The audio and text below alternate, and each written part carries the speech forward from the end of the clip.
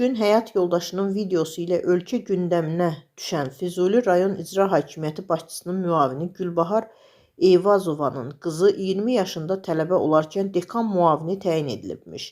Yenilik Yazı Qafqaz İnfoya isnadən xəbər verir ki, o 2023-cü ildə Kamal Abdullanın müvafiq əmri ilə Azərbaycan Dillər Universitetində Təhsil 2 fakültəsinin ictimai əsaslarla dekan müavini olub. Həmin dövrdə onun təyinatı barəsində yerli mətbuatda xəbərlər tirajlanmışdı. Eyvazovanın müavini və nümunəvi və fəal tələbə olduğu bildirilsə də, onun tələbə olduğu halda dekan müavini təyin edilməsi ictimaiyyətdə birmənalı qarşılanmamışdı. Azərbaycan Dillər Universitetindən cavab olaraq bildirilib ki, Jalə Eyvazova fəal tələbə olduğu və qiymətləri yüksək olduğu üçün 2023-cü ildə ictimai əsaslarla dekan müavini təyin olunmuşdu.